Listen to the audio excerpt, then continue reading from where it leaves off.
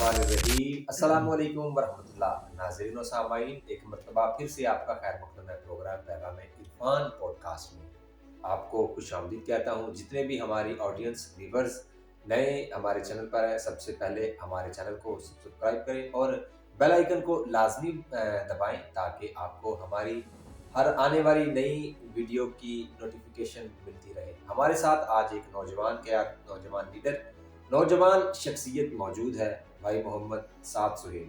आपको खुशामदीद, आपका खैर मकदम, और मैं दिल की गहराइयों से आपका शुक्रिया अदा करता हूँ, आपने हमारी पॉडकास्ट के लिए खुसूसी वक्त निकाला।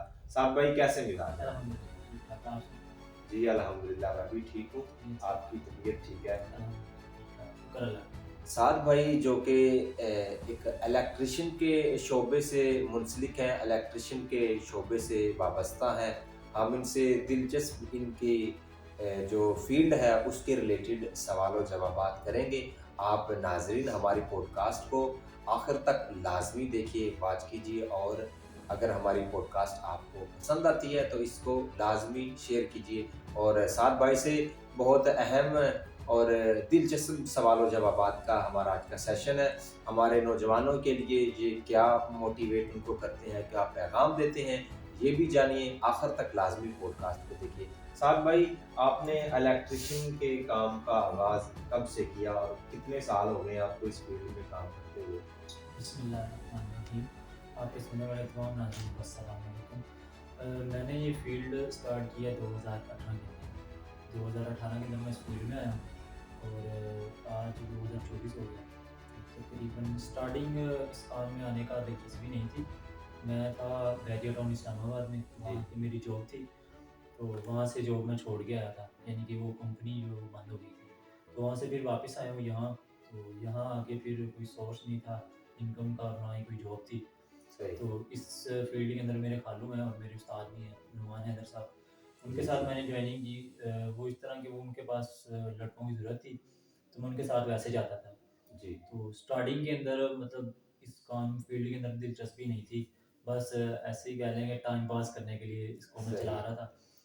उस टाइम के अंदर 2018 के अंदर वो होता ये था कि मुझे 1 वीक के बाद मतलब कुछ खर्ची मिलती थी एज़ अ लालच के तौर पे जो बंदे मतलब सही। मतलब उस लिहाज से मैं जाता था कि सभी पैसे थोड़े से मिलते हैं। तो जब उनके साथ स्टार्टिंग की तो 6 महीने में उनके साथ रहा। काम मतलब मैंने सीखा नहीं, बस वैसे जाता रहा साथ। तो उसके बाद 6 महीने गुज़रने के बाद फिर मुझे कॉल आई इस्लामाबाद से कि आप आ जाएँ। तो बैक उन्होंने मुझे वापस बुलाया, सही। लेकिन मैं जा नहीं सका। वजह ये थी कि मुझे उस्ताद जो थे नुमान हैदर साहब, उन्होंने कहा कि बेहतर ये है कि तुम इस फील्ड के अंदर आ जाओ, तो ये काम सीख लो। तो वो उसके बाद फिर मैं इस फील्ड के अंदर आ गया, ये काम स्टार्ट किया। स्टार्टिंग के अंदर यहीं पिंडी भटिया से स्टार्ट किया, फिर गाँव हमारे नज़दीक जितने भी हैं, वहाँ पे जाते थे काम वगैरह करने के लिए। तो इस फील्ड के अंदर तकरीबन मैंने सीखा है 1 से 2 साल के अंदर पड़ा हूँ तकरीबन। मेरे साथ ये अगर कोई नया कोई हमारा भाई या काम का शौक रखता है, इलेक्ट्रिशियन का सीखना चाहता है, तो ये उसके माइंड पे डिपेंड करता है कि वो कितनी देर में काम सीख जी, सकता जी, है। बिल्कुल। एक तो माइंड पे डिपेंड करता है और दूसरा ये होता है कि आपकी जित दिलचस्पी कितनी है काम में, दिलचस्पी ये भी भी। कितनी है। वैसे ही जैसे पढ़ाई के अंदर लगा लें, स्टूडेंट के अंदर कितनी पढ़ाई की दिलचस्पी है, उस हिसाब से स्टूडेंट की ग्रोथ होती है कि वो किस हिसाब से क्लास के अंदर 1 जा रहा है, पोजीशन 2 जा रहा है, 3 जा रहा सही। है। ऐसी इस फील्ड के अंदर है। लेकिन इस फील्ड के अंदर स्कूल और बाहर की नेचर, इसके अंदर आपने जगह-जगह पे जाना है, लोगों से मिलना है, हर तरह के लोग आपको मिलेंगे। जी। इसके अंदर लोगों की बातें भी आपने सुननी है। सही। इसके अंदर आपने अपने उस्ताद की मार भी खानी है, बातें भी सुननी है उनकी। बिल्कुल जी, तो बिल्कुल। इस हवाले से इस फील्ड के अंदर अगर आपने आना है तो वो बंदे के ऊपर डिपेंड करता है, साल में सीखता है, 2 साल में सीखता है, 3 साल में सीखता है। काम कोई भी है, कंप्लीट किसी बंदे को कोई भी चीज़ जो है ना, कोई थोड़ी-थोड़ी चीज़ रह जाती है। यानी कि बिल्कुल। कोई भी हुनर है उसके अंदर नॉलेज लेने के लिए आप जितने मर्ज़ी साल कर लें।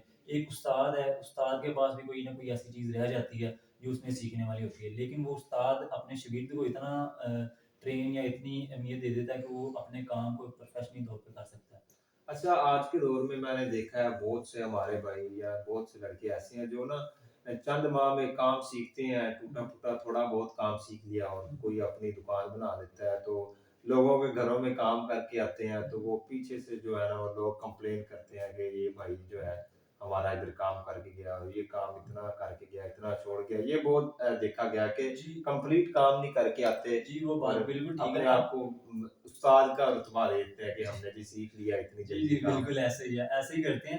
لیکن بات بیسک یہ ہے کہ ایک استاد نے اگر کام سکھایا ہے، ٹھیک ہے، اس کے ہاتھ کی مار کھائی ہے، جب آپ کام اپنا سیکھ گئے ہیں، اپنے ہنر کو دکھا رہے ہیں لوگوں کے سامنے، جی جی لیکن جب آپ کا استاد آپ کی تعریف کرے تو مجھے نہیں لگتا کہ اس طرح دوبارہ مطلب کسی کے گھروں میں جانے سے آپ کی کمپلین وغیرہ آتی ہو. مطلب ہمارا جو سٹی ہے، ہمارا پنڈی بٹیاں، یہاں پہ ایک دیہاتی علاقہ ہے.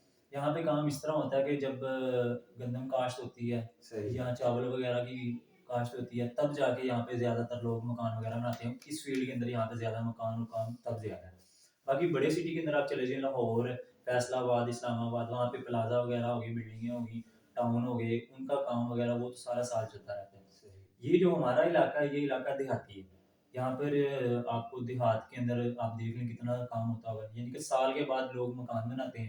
سٹی کے اندر یا شہر کے اندر چھوٹا موٹا کام چلتا رہتا ہے. اچھا سعد بھائی، آپ نے ضلع حفظ آباد اور پنڈی پٹیاں میں مجھے پتا ہے کہ آپ نے بڑے پروجیکٹس جیسے کہ ٹی ایچ کیو ہاسپٹل ہے، آپ نے وہاں پہ جو کام لیا ہوا ہے. اس کے علاوہ آپ نے کن بڑے بڑے شہروں میں کام کیا ہے؟ اور میں نے دیکھا کہ الیکٹریشین کا کام جو ہے وہ زیادہ تر جو ہے وہ ڈرائنگ پہ چلتا ہے. وہ آپ کی ڈرائنگ پہ جو ہے نا وہ ساری آپ کو الیکٹریشین کی جتنی بھی ہے وہ آپ کو ڈالنی پڑتی ہے، کام اس کا کرنا پڑتا ہے. تو اس حوالے سے بتائیے، جو ہمارا چھوٹا یہ سٹی ہے، یہ الیکٹریشین کے کام کو مطلب کہ آپ کہہ لیں کہ ڈرائنگ پہ کیوں نہیں کرواتے، آپ ویسے ہی کر دیتے ہیں؟